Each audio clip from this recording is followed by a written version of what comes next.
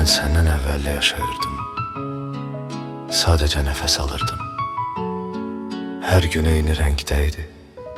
Farklı bir seher yok idi. Sessiz bir otaqda özümle tek kalırdım her zaman.